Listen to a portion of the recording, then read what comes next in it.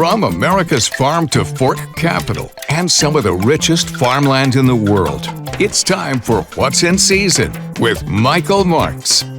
Welcome to What's in Season with Michael Marks. A stands for autumn and A stands for apples. What else would we talk about in October? Yes, we're going to talk about apples. We are going to have so much fun with apples. And we have a very special guest with us. An apple farmer is joining us to tell us how California apples can be so good. Why are they so good? So we're going to talk to him.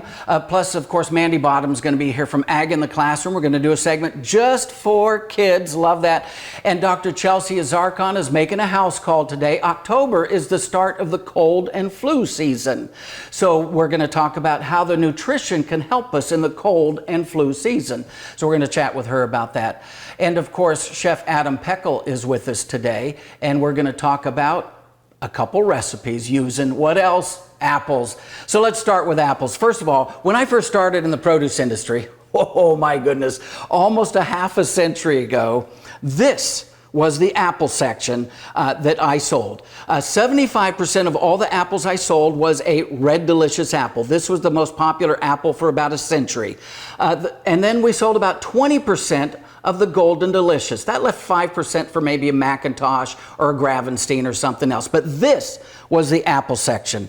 And then along came Granny Smith. Her name was actually Maria Anna Smith from New South Wales, Australia, and she's the one who got this apple going back in the 1880s. And a Granny Smith, and then New Zealand farmers started getting into the action with a Gala. It's now called a Royal Gala apple, by the way, because Queen Elizabeth fell in love with this apple when she visited New Zealand. So they changed the name from Gala to Royal Gala in honor of the Queen. So once the Granny Smith and the Gala got here, that's when the apple section exploded. You walk into the produce market today, you walk into a farmer's market, you're going to see 20 to 25 different varieties of apples.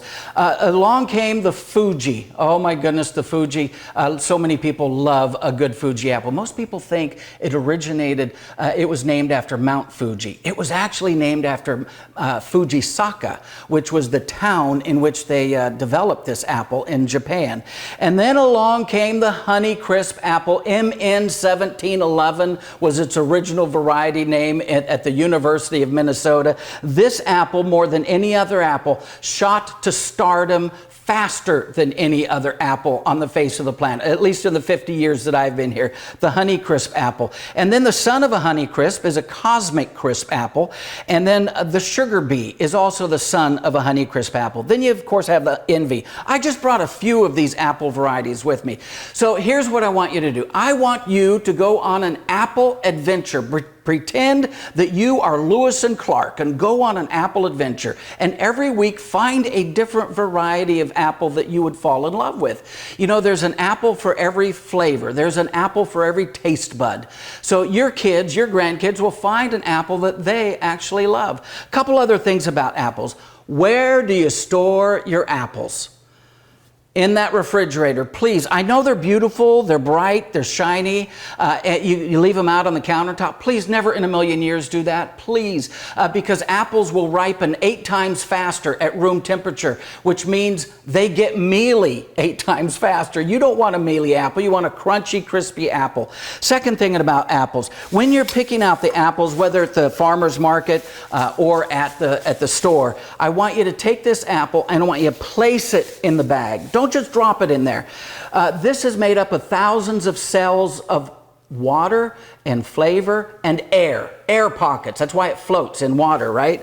When you put this in water. So if you drop it, it's going to bruise. So hand place them, please, in a bag.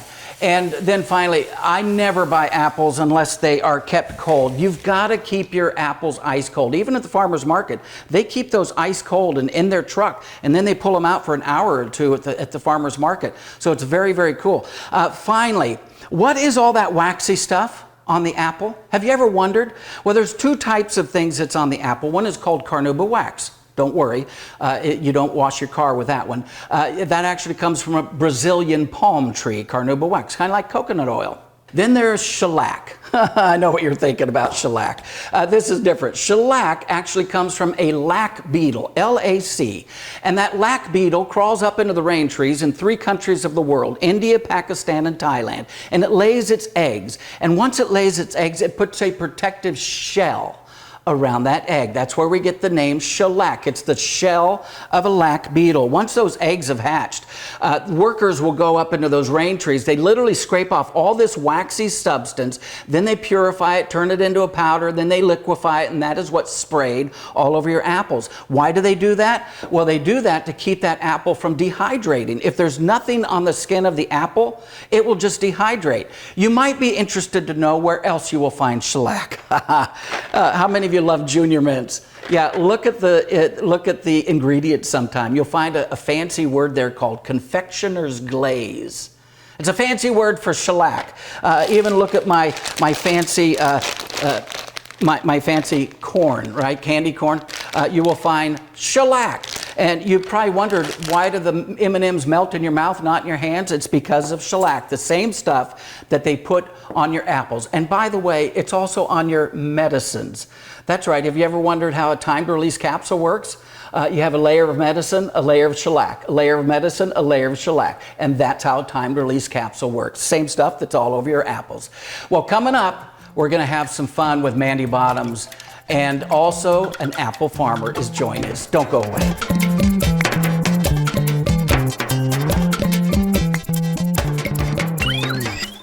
Nothing like October, and for so many people in Northern California, it is not autumn until you get up to where else? Apple Hill. Oh my goodness. Here is an Apple Hill pie. Take a look at that. Oh, I can't wait. And we brought one of the farmers with us. Chris Hoover is in town today. Pleasure. It is so good to have you here with us. I love your apple shirt. Well, thank you. I like yours. The official shirt of an apple farmer. Definitely. Right? Definitely. Now, how long have you been growing apples? I've been doing it for 50 years. 50 years, as long as I've been in the produce industry. Right, from my 51st year, so. Wow. What got you started with apples? Well, we just wanted to get diversified. When we got up here into Northern California from Southern California, it was only a pear farm, and it was abandoned because the pear industry was in decline. Yes, it was at that time. Apple Hill got started about that time, well, a little before that, and so we wanted to be like Apple Hill, and add more apples. So now we have lots of varieties of apples, like you were stating. So many of these new apples that we got out of the Red Delicious and Golden Delicious and gone heavy into the Galus, even heavier into the Fuji, because the Fuji will stay crispy longer. Oh, so absolutely. It's got shelf life, for me, is just regular refrigeration. We can go 6 months. What easily. are some of the old cool apples that you grow? Some of the older varieties that you grow? Well, the really nice one, it looks like the reason the Granny came on and got so popular was the Pippin. Oh yes, apple. Newtown Pippin. Yes, a very rusty apple on top, and so it wasn't very appealing. So now the Granny Smith is just spotless, a beautiful apple. Then we moved into we also have the Gravensteins, very affectionately called the Grav. Oh, interesting. Yes. Interesting. And then the Macintosh, of course. Oh, yes. So that was originally called Granny's Apple. That was the original name of it. I did Granny's not know that apple. either. Look at that. Look at that. We're learning. It's a two-tone apple, right? Yes. Two-tone. Yes. I love yes. the two-tone apple. Yes. And so, so we now I probably have over 20 types of apples. Wow. Some of the, like I said, the Fuji being number 1. Pink Lady has probably now moved into the number 2 slot. So that's why your Goldens and Reds are just slowly moving down. There's still, the consumer that wants that. But they're really now with these new apples. And they're hard to get all these new apples because some of them are now, they're not patented. They're proprietary. Yes, and so we can never grow like the Envy and some of these new varieties. You only get at the supermarket. But you come to the farmers markets, you're still going to get a great choice. We're not going to wax our apples. They're going to come natural right off the tree. So if you didn't like that shellac, well then come to the farmers markets and get all natural. So what makes Apple Hill, that area, such a great growing area for apples? Well, one of the main reasons is going to be the cooler nights. So you got California grows a lot of apples even in the valley, and they grow all the way up to Washington. So all the West Coast grows a lot of apples, but the difference is Washington gets a lot of cloudy days and rainy days, so their apples never tend to be as sweet. They're going to be high color because coldness brings color. And so California now down here in the valley gets a lot of sun. So we get a very sweet apple. We lose color. We're not getting as much color. So now you come to Apple Hill, we're going to get both. So you're going to get the color, you're going to get the flavor. Sun during the day, cool at night, brings on the sugar and the color. The higher hot days with the lower coolness of the nights, you might be like a 5 degrees hotter in the day, Sacramento will be, than the Apple Hill area, but then our nights might be a 10-degree difference from Sacramento's low to our low. And that's why we get the enhanced colors and sugars. That's the sugar. Brings in both Oh my color goodness. and sugar. Chris, we'll find you at many farmers markets around Northern California. If you pick a farmer's market, you're going to see Chris there, so it's going to be fantastic. So say hi to Chris. And he also sells a lot of apple pies. At the farm, yeah, not at the farmer's market. I'm overwhelmed, So I used to try to do that, but now it's just apples only and other produce that we grow. Chris, it would not be October, it would not be autumn without Chris Hoover. Thank you, Michael. Hey, Appreciate don't it. go away. We have Mandy Bottoms coming up just in time for kids.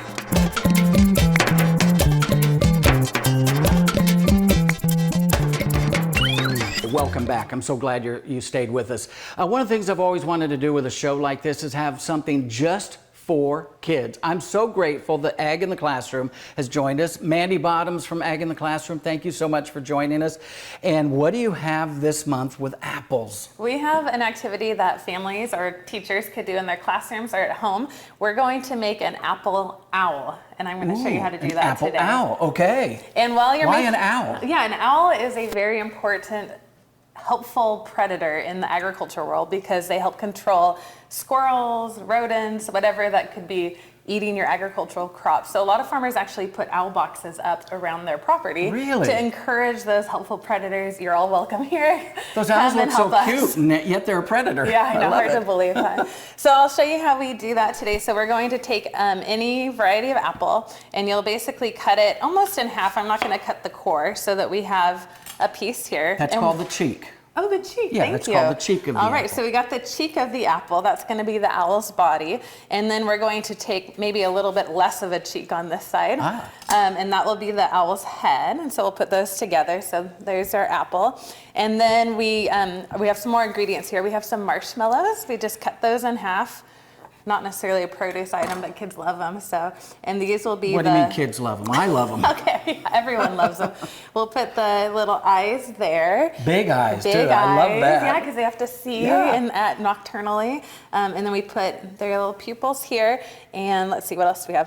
Cuties for the snack. This is a great thing. This would be a great after-school snack. Kids are going to come home hungry, and they can actually do a little activity as they... That's their little feet. Those are the feet, and then we need something on his face, a little beak.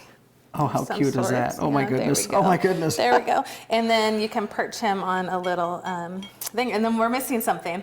I was like, this doesn't look right. We're going to give him some wings. So just cut another cheek off, and then this one we're going to put that over there. We're going to slice into some wedges, and these we can form as the wings for the owl. And I was also sharing before we started here, that apples are actually the #1 fruit consumed per capita in the United States. So that's right. It's not just fresh apples like these, but it's also apple products. Like, applesauce, apple juice. Yeah, people love all forms of apple. So here's our apple owl, which is a cute snack for kids. Teachers can pre-cut the apples, and kids can put this together in the classroom. It's a fun activity. Or parents or grandparents can pre-cut everything for them. That's awesome. That's right. And then they get to enjoy it afterwards. Oh my goodness, that is so cute. We have so many new viewers. Tell us a little bit about Ag in the Classroom. Ag in the Classroom is an organization. We're a nonprofit, and our job is just to make it easy to teach people about agriculture. So we do a lot of resources for teachers. Everything's free. We have an annual conference coming up. So we just try to get everything in the hands of teachers so that they feel equipped to teach about agriculture in their classrooms. All right, and moms and dads can join that as well. Absolutely. What's the website? It's learnaboutag.org. Mandy Bottoms, thank you so much. A cute little owl. Hey, coming up, the doctor is making a house call today. It's cold and flu season, so we need to eat better for the cold and flu season. Don't go away.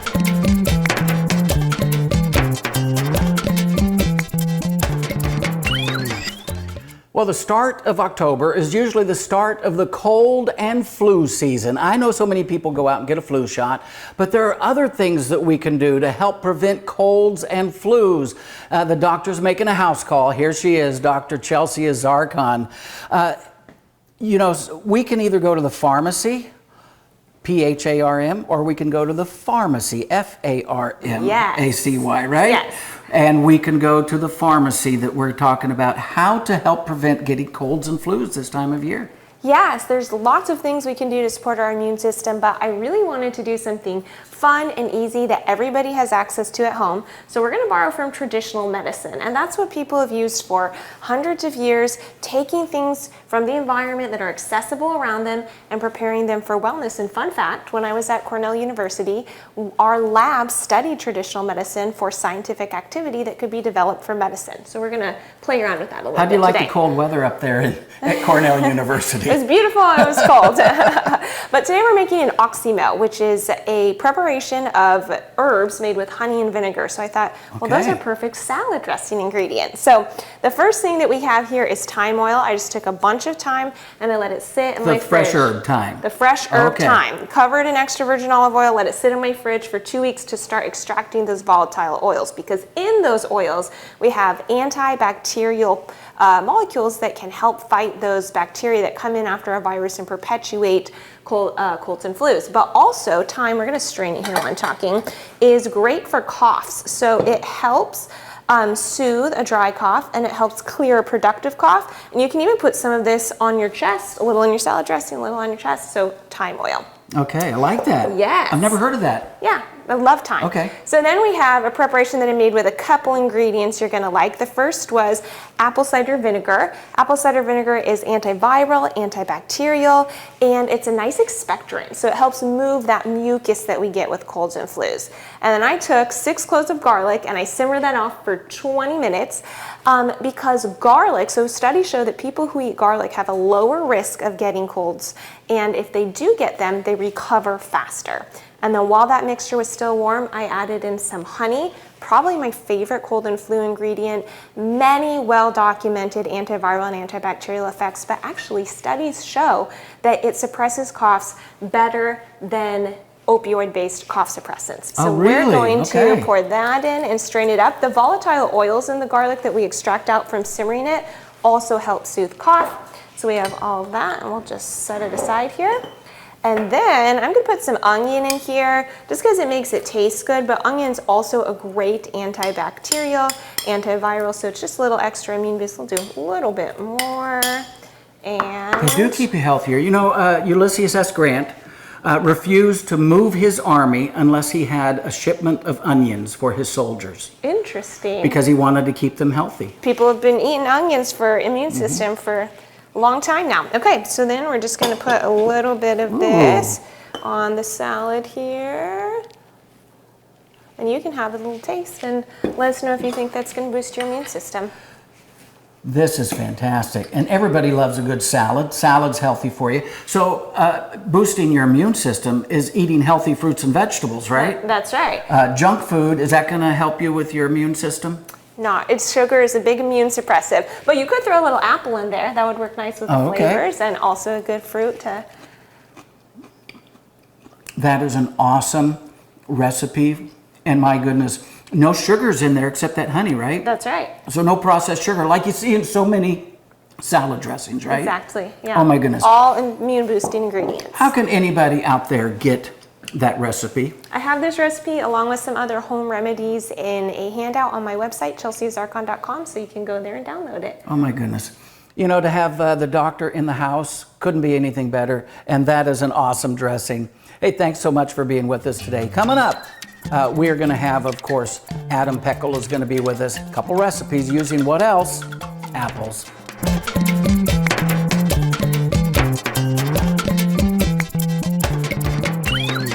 Well, welcome back. I hope you're having a ton of fun. I always say if you stay with us for 30 minutes, you're going to learn more about produce than most people will learn almost in a lifetime. So I hope you're learning a lot about apples. One of the things I did want to point out, a lot of us love to drink apple juice, and we give our kids or grandkids apple juice or orange juice.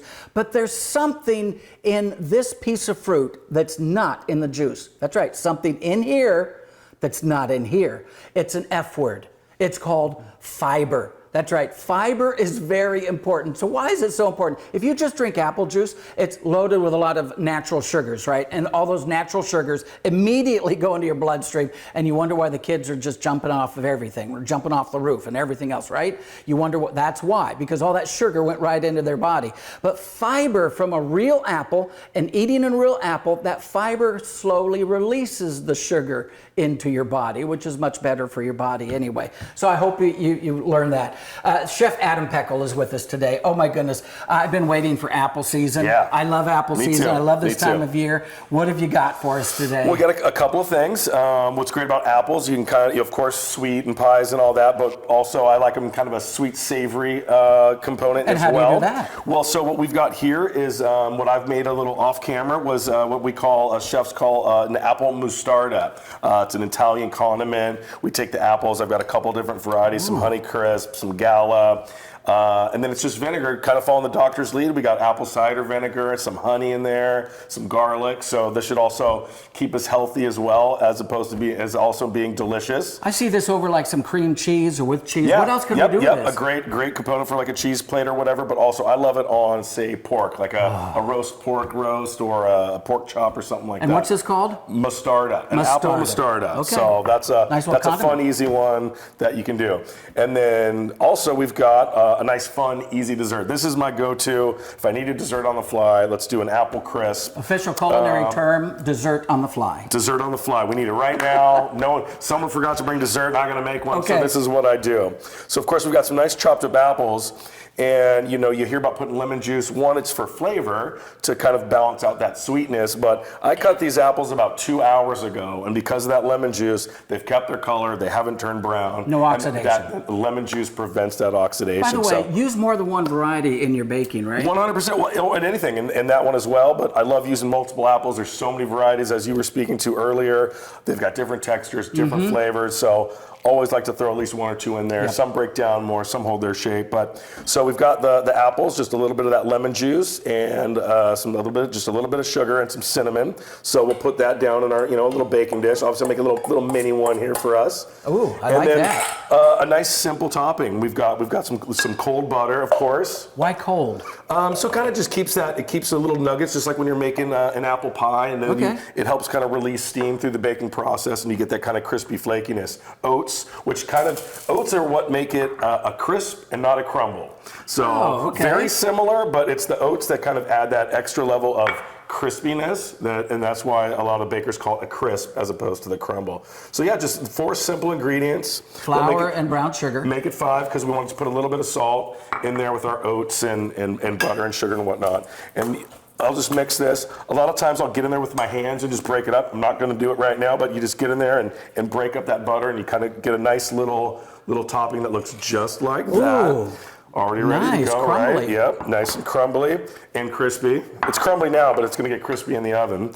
And again, we just kind of put a nice little top on there. Would you be mad at me if I added raisins in my crumble? No, you absolutely can. Raisins, nuts. Yeah, for sure. Well, that's with that mostarda. Add a couple cranberries to that. You've got a great little condiment for Thanksgiving. So we can just pop this one in the oven. And as you always know, magic of television. We got the hot one ready to go. Oh my goodness, look at that. That looks good. You want to do the honors? No, you cut it. I'd mess it up, chef. All right, well, there we go. Hey, I'll get the ice cream while you're cutting it. Yeah, you get the ice cream. We got this nice hot crumble, crispy top. And of course, a nice little scoop of ice cream to make it good. Oh, look at that. And there it is. So that is so healthy for you. All those great healthy, apples delicious, easy, lots of fiber with the oats and all that. So healthy and delicious. Here we are. Chef Adam, you kicked it out of the park again. Oh my goodness, that's so good. Yeah. Thank you so much for being with us today. My pleasure. And thank you so much for being with us. And we will see you next month.